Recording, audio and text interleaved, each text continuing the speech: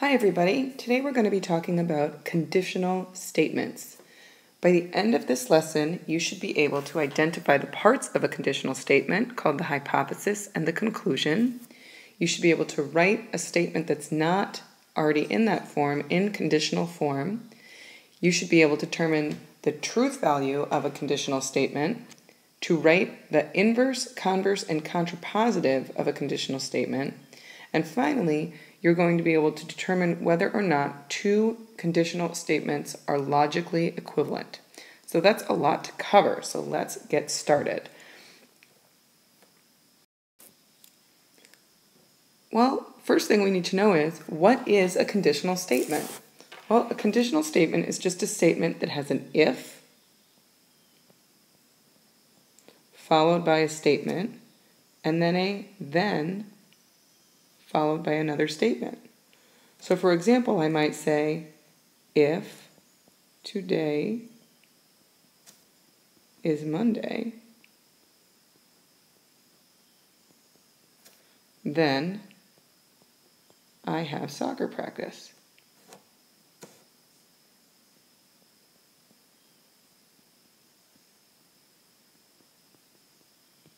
And a conditional statement is made up of the hypothesis, which comes after the if part, and the conclusion, which comes after the then part. So in my statement, today is Monday would be my hypothesis, and I have soccer practice would be my conclusion. And since we're always trying to take shortcuts in math, we often just write a conditional statement with P being the hypothesis and Q being the conclusion. So we might refer to a conditional statement as an if P, then Q, meaning if this P hypothesis, then this Q conclusion. You will also see it written as P implies Q. So this and this mean exactly the same thing. If P, then Q is the same as P implies Q. We can also read this second one as if P, then Q. So let's practice identifying our hypothesis and conclusion in our own statements. Here's an example. If it is raining, then it is cloudy. So we want to identify what is the hypothesis and what is the conclusion. Well, the hypothesis just comes after the if statement. So I can underline the hypothesis, it is raining, and the conclusion, it is cloudy, and I have identified the hypothesis is just it is raining. And the conclusion is just it is cloudy. And you'll notice that the if and the then are not part of the hypothesis and the conclusion, but only indicate where it is. So pause the video for a moment and see if you can identify the hypothesis and the conclusion of the statement, if a polygon is a square, then it has four sides. Okay, well, I guess you've restarted, so let's see how you did. Well, after the word if, you see polygon is a square, so that is our hypothesis. And after then, it has four sides, so that is our conclusion. And just to make sure that our reader knows exactly what we're saying, I'm going to say the hypothesis is a polygon is a square, but just to clarify for the reader what the conclusion is, I'm going to say that our conclusion is the polygon has four sides, just to clarify what I mean by it. And that's it. So the next thing we need to learn how to do is write a statement in conditional form if it is not given that way. So here's how we do that. So in this case, we are writing a statement in conditional form that's not given in conditional form. So for example, if I take the statement, all dogs go to heaven, we can rewrite that so that it's in the proper form. So let's take a look at this statement. It's saying that all dogs go to heaven. So I need to see something about if an animal is a dog, what happens to it? Well, it just goes to heaven. So I'm going to say if an animal is a dog, then it goes to heaven.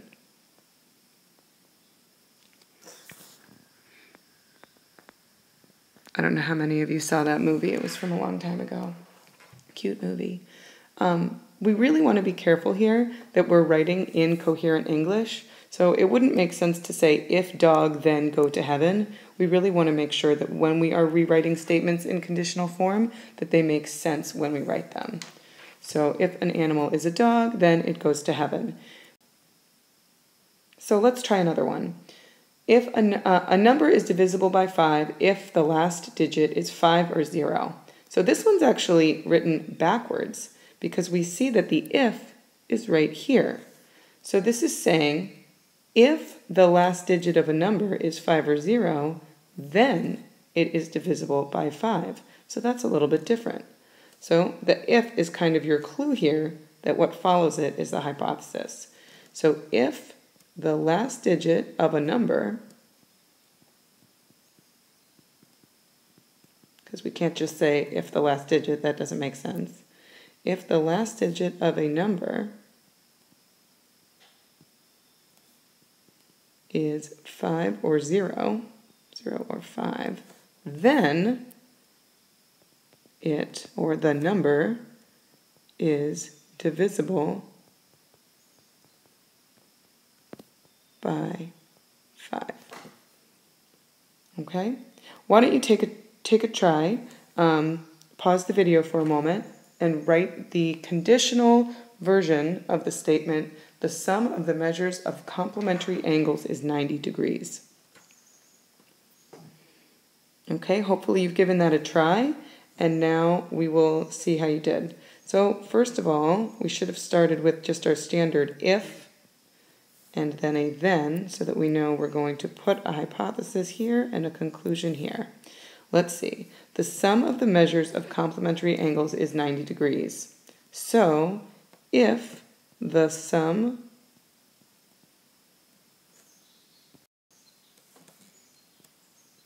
of two angles, or two angle measures,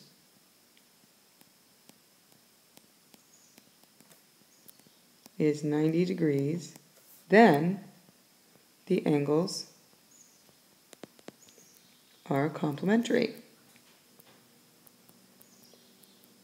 And this one you actually could have written the other way as well. You could have said, if two angles are complementary, then their sum is 90 degrees. And we'll talk a little bit more about that later. But really, this is how a definition works. If it goes both ways, we call it the definition. So we know that the sum of two angle measures is 90 degrees. That makes the angles complementary. And in fact, we could also say, if two angles are complementary, then their angles add to 90 degrees. So if you wrote that, that's also correct. So I want you to take a look. We're going to talk about finding the truth value of a conditional statement. So once we know what a conditional statement is, we want to be able to determine whether or not that statement is true for different scenarios. So we talked about truth tables last class and the class before. And we really want to be able to create a truth table for a conditional statement.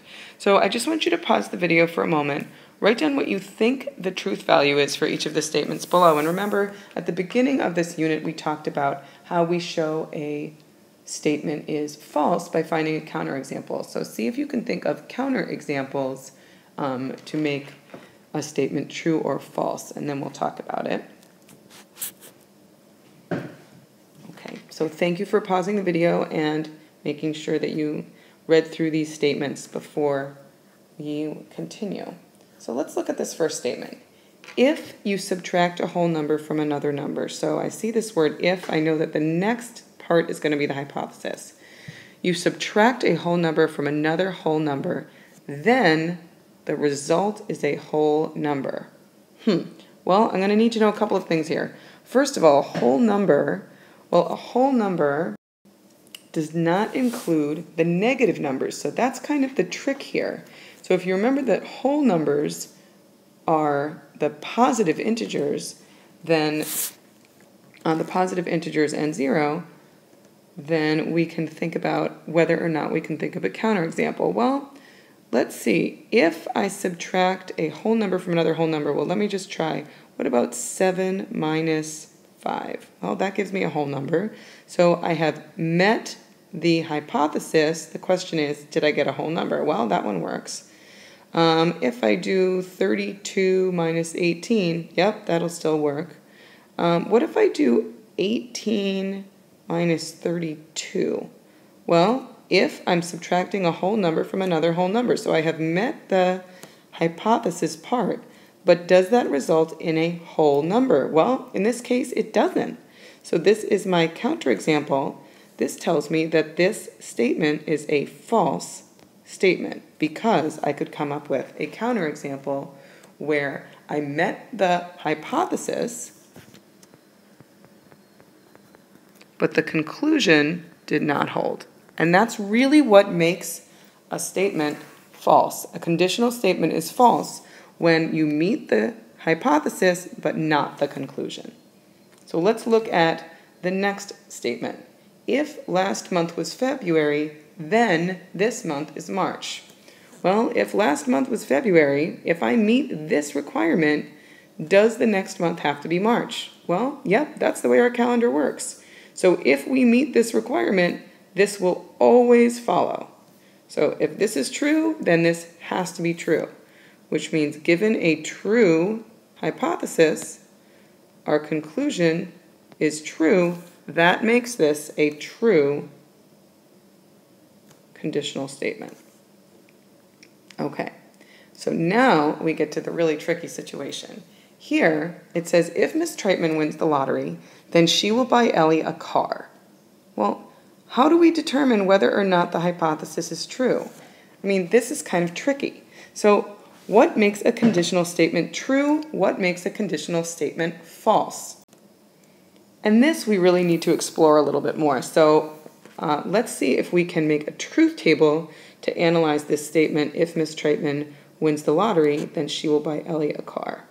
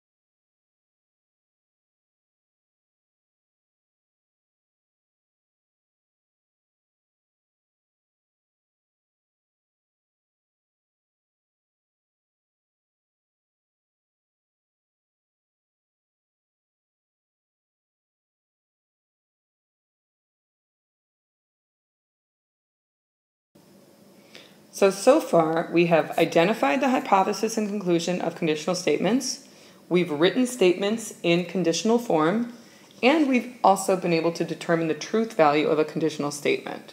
So those are the three objectives that we've covered so far, and you should take a moment at this point and write down any questions that you have for class tomorrow, especially with regards to the truth values of the statements, because that's a little bit complicated. So we'll definitely take some time to review that in class. But right now we're going to talk about three more vocabulary words: the converse, inverse, and contrapositive of a statement. And really, these words are just ways to write the statement, rearranging the hypothesis and the conclusion. So the first one, the converse, is just if we take the hypothesis, in this case, an angle measures 35 degrees, and the conclusion, the angle is acute, and we switch them. So if a conditional statement is P implies Q, or if P then Q, which means exactly the same as if P then Q. If that's what we start with, then the converse is just the flip of that. We take the conclusion and we say that that implies the hypothesis. In other words, if Q, then P. And in order to write a converse, we have to be given a conditional statement. So in this case, we're given the conditional statement, if an angle measures 35 degrees, then it is acute.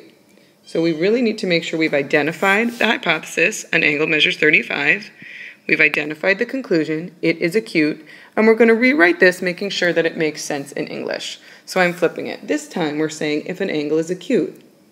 If an angle is acute, then an angle measures 35 degrees. And let's not worry right now about the truth value of this statement. We're just practicing writing the statement itself. So we want to make sure it makes sense in English. I'm not going to write if it is acute. That doesn't make sense. I'm going to say if an angle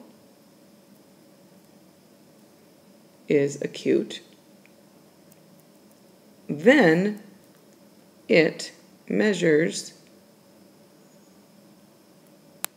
35 degrees. And if you're kind of making a questioning face right now, that's totally appropriate, because that should definitely ring some bells for you in the truth value category.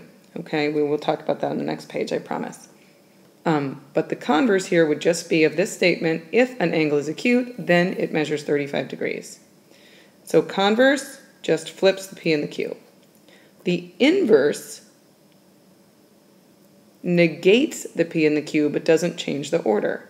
So the inverse of a statement is, and we write it, remember, from the truth tables, not P implies not Q. Or, if not P, then not Q. So in this case, our P was if an angle measures 35 degrees. So the opposite of that is an angle does not measure 35 degrees. So if an angle does not measure 35 degrees, then not Q. The opposite of it is acute is it is not acute. And remember from the last unit, we don't want to say it's obtuse or it's right, or we don't want to kind of give a list. We just want to make it really simple and say it's not acute. So if an angle does not measure 35 degrees,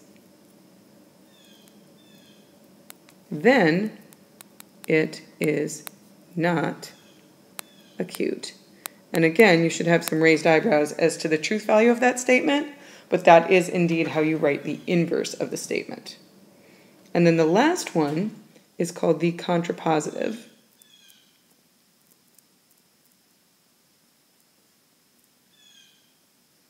And the contrapositive of a statement is the opposite of Q, or the negation of Q implies the opposite or negation of P, the hypothesis. So in this case, we would say if not Q, then not P.